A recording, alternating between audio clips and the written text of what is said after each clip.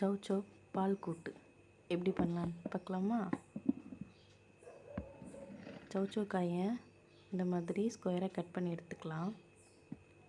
எங்கள் ஊர் சைடில் அதை சௌசௌ காயின்னு தாங்க சொல்லுவோம். உங்கள் ஊர் சைடு என்ன சொல்வீங்க?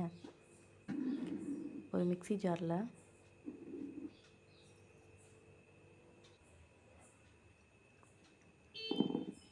ஒரு அரை மூடி தேங்காய், ஒரு ஸ்பூன் ஜீரகம்,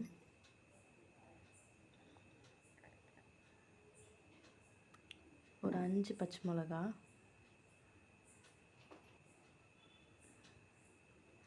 கொஞ்சோண்டு உடைக்காத பொரிக்கடலை, இது எல்லாத்தையும் சேர்த்து நல்லா அரைச்சி எடுத்துகிட்டு வந்துடலாம்.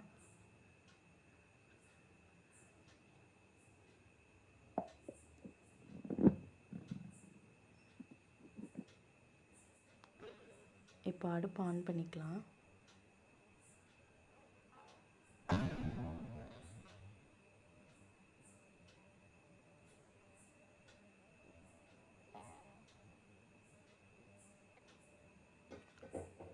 அடுப்பில் ஒரு வடை சட்டி வச்சு சட்டி நல்லா காயட்டும்.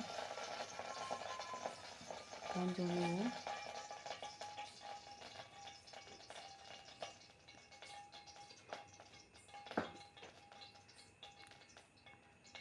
கொஞ்சோண்டு எண்ணெய் ஊற்றிக்கலாம். எண்ணெய் நல்லா காயட்டும். காஞ்சதுக்கப்புறம் கடுகு உளுந்து சேர்த்துக்கலாம். கடுகு உளுந்து நல்லா பொரிஞ்சு வரட்டும்.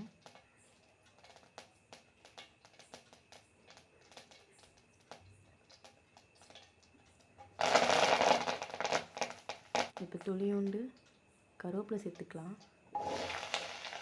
இப்போ நம்ம கட் பண்ணி வச்சுருக்க சௌசௌ காய் சேர்த்து நல்லா வதக்கி விட்டுக்கலாம். ஒரு 2 நிமிஷம் நல்லா எண்ணெயிலே சௌசௌ காய் வதங்கட்டும்.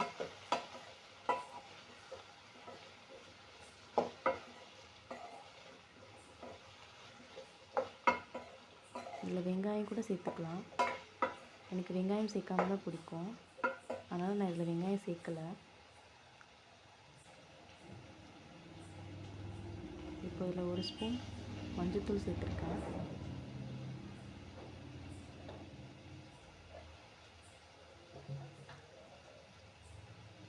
இப்போ இதை நல்லா வதக்கிக்கலாம்.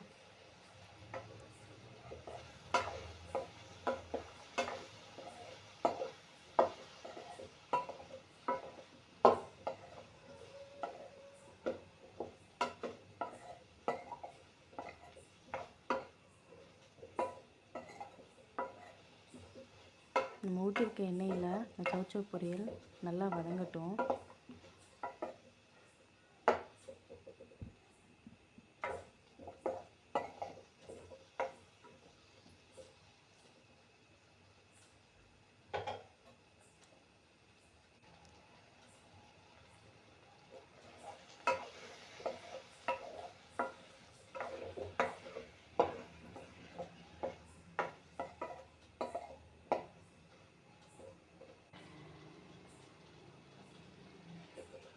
இதோட நம்ம அரைச்சி வச்சுருக்க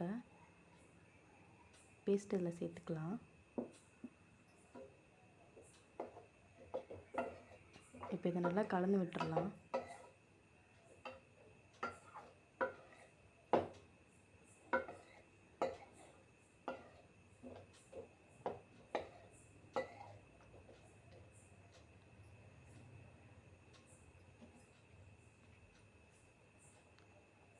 இது வேகிற அளவுக்கு கொஞ்சம் தண்ணி சேர்த்துக்கலாம்.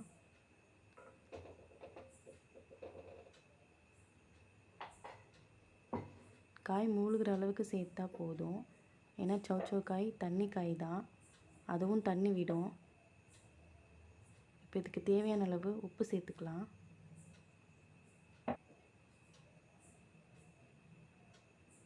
இப்போ இதை மூடி வச்சிடலாம். ஒரு 3 நிமிஷம் நல்லா வேகட்டும். கரண்ட் போயிடுச்சுங்க. இப்போது மறுபடியும் இதை கிளறி விட்டுக்கலாம். உப்பு சரியாக இருக்கான்னு பார்த்துக்கோங்க.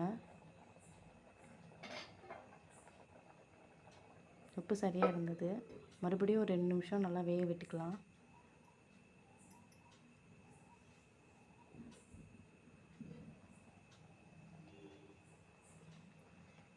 காயில் இருக்க தண்ணி நல்லா வற்றி காய் நல்லா வெந்துருச்சுங்க.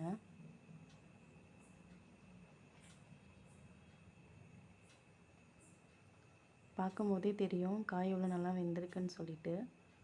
இது சாப்பாட்டுக்கு ரொம்ப நல்லா இருக்குங்க. நீங்கள் நார்மலாக ஒயிட் ரைஸோடு சேர்த்து சாப்பிடும் போதே ரொம்ப சூப்பராக இருக்கும்.